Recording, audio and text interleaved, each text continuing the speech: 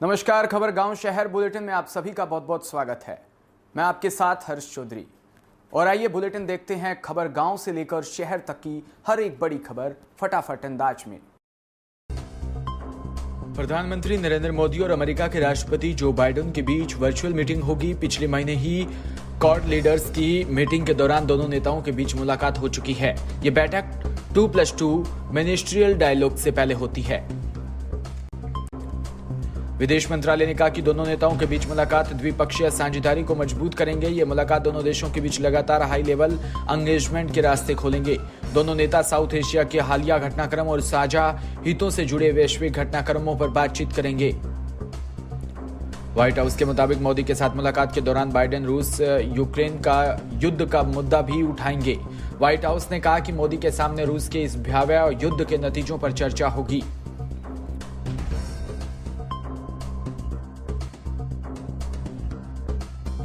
गुजरात के भरूच जिले में सोमवार को एक केमिकल फैक्ट्री में आग लगने से विस्फोट हो गया। इससे 6 मजदूरों की मौत हो गई। घटना अहमदाबाद के करीब 235 किलोमीटर दूर दहेज इंडस्ट्रीज एरिया में करीब सुबह 3 बजे घटना हुई।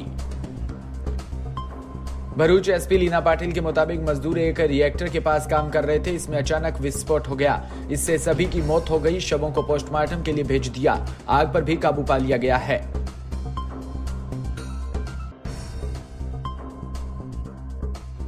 बीकानेर के कोलायत में रामनवमी के पावन अवसर पर कोलायत मुख्यालय पर हिंदू धर्म यात्रा का आयोजन हुआ। यह यात्रा अमर जवान शहीद स्मारक से वैदिक मंत्रोच्चार के साथ रवाना हुई। धर्म यात्रा मुख्य बाजार से होते हुए मठ रोड होते हुए विभिन्न मोहल्लों से महेंद्र सिंह सर्किल पहुंची।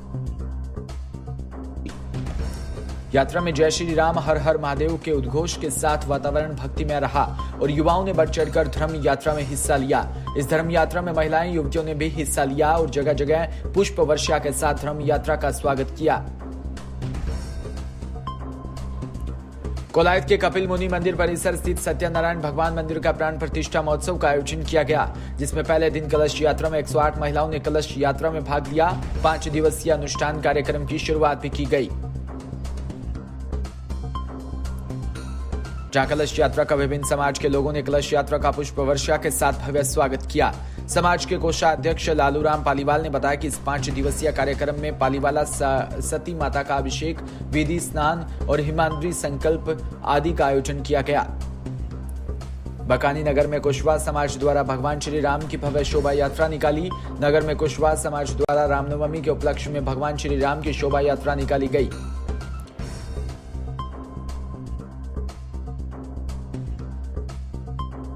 जगह जगह तोप के द्वारा पुष्प वर्षा की जा रही थी। शोभा यात्रा समाज के मंदिर से प्रारंभ हुई, जो सालोदिया चौक, चूने के चबूतरे बाजार चौक, पुरानी तहसील के सामने से होते हुए अस्पताल रोड, बस स्टैंड, मुख्य बाजार, शीतला माता मंदिर पर समापन हुई। सीकर जिले के नीमका थाना में रामनवमी के पर्व पर नीमका थाना में विशाल भगवा रैली का आयोजन किया। भगवा रैली राम मंदिर से शुरू होकर खेतड़ी मोड़, हॉस्पिटल चौराहा, कपिल मंडी, अग्रसेन सर्किल और रामलीला मैदान, सुभाष मंडी होते हुए शहर के मुख्य मार्गों से होते हुए निकाली गई।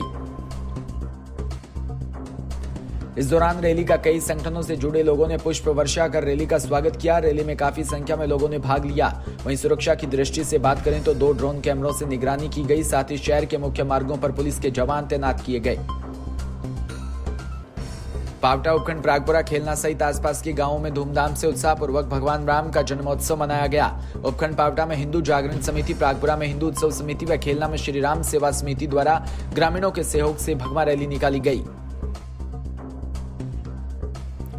हाथों में ध्वज, जुबा पर राम का नाम और शहर में भगवान श्री राम की शोभा यात्रा व भगवा रैली निकाली तो माहौल धर्ममय हो गया। हजारों की संख्या में युवा जयघोष के साथ रैली के लिए रवाना हुए तो छतों से फूल बरसने लगे। मकराना में रामनवमी के अवसर पर शहर में रविवार को सर्व समाज संगठनों के तत्वाधान में शोभा यात्रा निकाली, जिसमें हिंदू मुस्लिम एकता की एक मिसाल कायम हुई।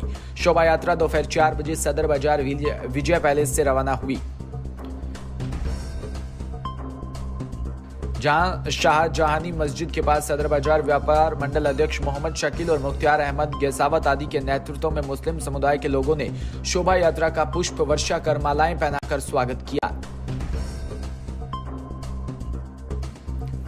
यात्रा मीना बाजार चारभुजा मार्ग होते हुए स्टेशन चारभुजा तिराहे पहुंची, जहां नगर परिषद उप सभापति अब्दुल सलाम भाटी के नेतृत्व में नगर परिषद पार्षदों व मुस्लिम समुदाय के लोगों ने शोभा यात्रा का स्वागत किया।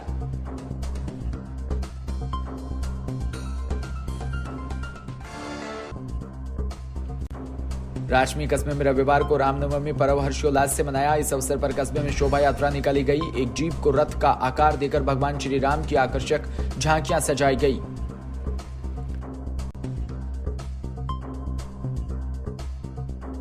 शोभा यात्रा के दौरान ग्रामीण भजनों पर नृत्य कर चल रहे थे। शोभा यात्रा का कस्बे में कई जगह स्वागत कर पुष्प वर्षा की और कस्बे के मेन बाजार, पुराना बस स्टैंड सहित विभिन्न मार्गों से होते हुए शोभा यात्रा वापस चारभुजा मंदिर पहुंची। सूरतगढ़ में हर वर्ष की भांति हनुमान जी की शोभा यात्रा निकाली। यह शोभा यात्रा सूरतगढ़ के ढाब से प्रारंभ की गई, जो खेजड़ी मंदिर में संपन्न हुई। इस शोभा यात्रा में तमाम शहर के भक्तजनों ने हिस्सा लिया। शहर में जगह जगह पुष्पा की वर्षा की गई। महिलाओं व बच्चों ने भी हिस्सा लिया। पुलिस प्रशासन ने शोभा यात्रा में अहम भूमिका निभाई। सिटी थानाधिकारी राम कुमार लेघा ने मौजूद रहे। खेजड़ी मंदिर कमेटी द्वारा इस शोभा यात्रा को लेकर काफी उत्साहित दिखी।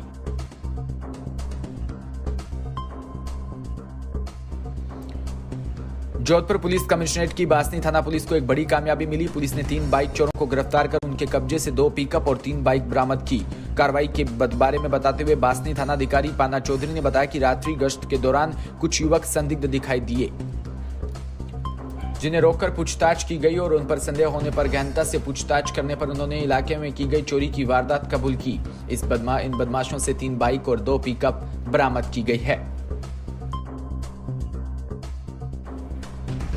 वहीं सूरतगढ़ में अनुतोष एनजीओ टीम राजस्थान की ओर से गंगानगर जिले की तहसील सूरतगढ़ में वार्ड नंबर 14 भाट बस्ती झुग्गी झोंपड़ियों में रह रहे बच्चों को स्कूल से जोड़ने की मुहिम चलाई। साथ ही बच्चों को शिक्षण सामग्री वितरित की गई। वहीं बच्चों के परिजनों से एनजीओ टीम के सदस्य द्रौपदी प्रिहार ने स्कूल से जोड़ने के लिए प्रेरित किया। साथ ही समय समय पर अनुतोष एनजीओ द्वारा मदद करने का आश्वासन भी दिया गया।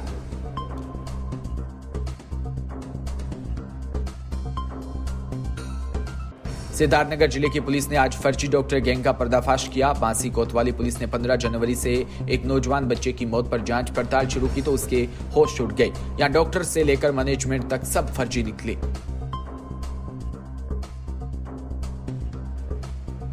इनके पास न कोई डिग्री न ही डॉक्टरों का अनुभव है। बाकायदा ये सब बांसी कस्बे के लाइफ केयर सेंटर के नाम पर अपना अस्पताल संचालित कर रहे थे। इस अस्पताल में NICU तक भी व्यवस्था की। रायबरेली में खेतों की रखवाली करने गए किसान की निर्मम हत्या कर दी गई।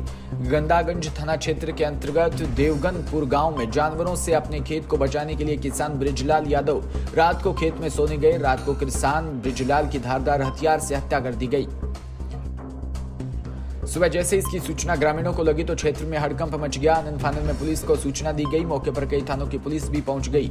जांच पड़ताल में जुटी मृतक किसान ब्रिजलाल यादव के रिश्तेदार ने बताया कि वह एक सीधा साधा किसान था, उसको किसी से कोई निजी दुश्मनी भी नहीं थी। फिलहाल इस बुलेटिन में इतना ही और तमाम खबरों के लिए आप जुड़े रहिए हमारे साथ। नमस्कार।